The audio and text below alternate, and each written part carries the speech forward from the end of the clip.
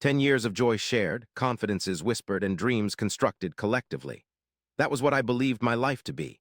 I am Alex, and for a whole decade I felt like I possessed everything worth having: a loving spouse, Sarah, a charming abode, and a life that seemed tailor-made. But one gloomy Tuesday night, an overlooked text message alert on the kitchen counter from Mark B., adorned with a heart emoji, ruptured that idyllic image. Mark was my presumed closest friend. The world I inhabited shifted dramatically. The atmosphere grew heavy, and a frosty apprehension enveloped me. I did not confront her. I did not erupt in anger or destruction. Instead, an unsettling stillness descended upon me. This moment required clarity, not impulsive fury. For the following weeks, I found myself a mute witness to my own existence. I observed their furtive glances during dinner gatherings, noticed the increasing frequency of late-night work calls, and pieced together the intricate web of deceit. The betrayal corroded every cherished memory, spoiling all we had constructed. My initial response was raw, unrestrained fury. I yearned to unmask them, to witness their world collapse, mirroring how they had incinerated mine. But as sleepless nights succeeded one after another, replaying their deceit, I comprehended that a chaotic explosion would merely entomb me under the debris. I deserved more than mere revenge. I deserved to resurrect my life, my honor, and my future. Consequently, a strategy emerged. It wouldn't be a violent outburst, but a deliberate, methodical dismantling of the life Sarah had constructed on my faith and resources. The initial move was safeguarding my finances. Our assets were primarily intertwined, a symbol of a partnership I once revered as sacred. For weeks, I consulted with a discreet financial advisor and an astute lawyer, painstakingly disentangling our joint accounts, investments, and properties. I discovered that our beloved abode, the one where I invested my accumulated savings for the down payment, was exclusively in my name, an overlooked detail dating back years, a decision made for convenience which now seemed like a lifeline. Legally, I safeguarded my inheritance, shifted my personal funds, and constructed a financial bulwark around myself. Simultaneously, on the outside, I remained the affectionate spouse. I prepared her favorite meals, inquired about her day, and planned weekend excursions we never embarked upon. Each smile I offered felt like a self-betrayal, but it was essential camouflage. Subsequently, I turned my attention to our social circle. Mark has been my friend since college. He stood by me at our wedding. The extent of his betrayal was nearly unfathomable.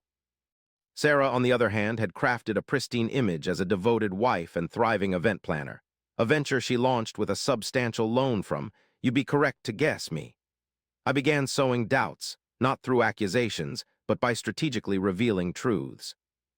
I had confided to a mutual acquaintance about Sarah's apparent stress and frequent late nights for client meetings. Casually discussing Mark's increasing distance and planned cancellations with another, I wasn't deceiving. Instead, I reflected their crafted reality, allowing others to notice the fractures themselves. The conclusive evidence was the final piece of the puzzle, a truth-teller. I wasn't boastful about it, but I required unquestionable proof, not for a court, but for my mental tranquility and to prevent any manipulation of the story. A legally procured GPS tracker on the vehicle she used, a car registered in my name, verified their clandestine meetings. I meticulously recorded every detail: dates, times, locations. Each data point was a stark, undeniable nail in our marriage's coffin.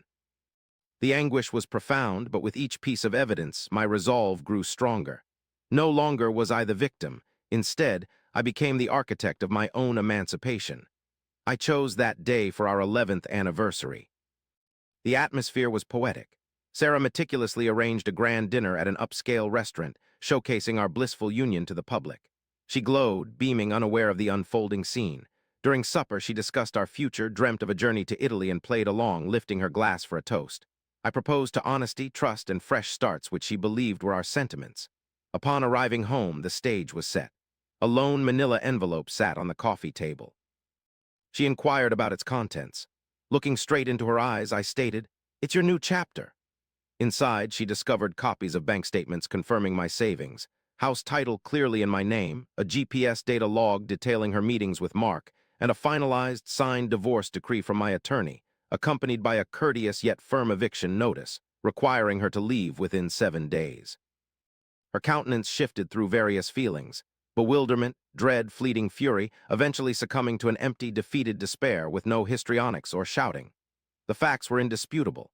My actions were calculating. She attempted to deny it, then weep, then negotiate. But the man she conversed with was no longer the same man she had wed. The man who had shown boundless affection was absent, replaced by someone who had paid a painful price for unquestioning faith. I informed her that Mark was waiting for her. Yes, I had previously dispatched him a similar parcel, enclosing a formal request for repayment of a personal loan.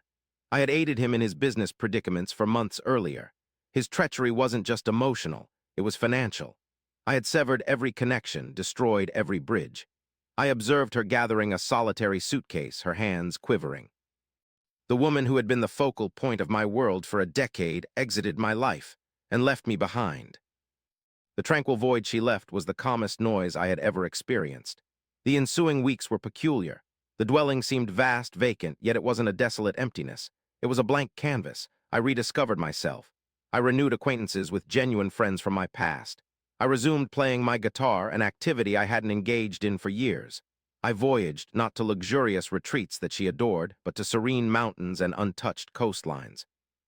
I found contentment, not in material possessions or social status, but in sunrises, sincere dialogues, in the honest act of being true to myself.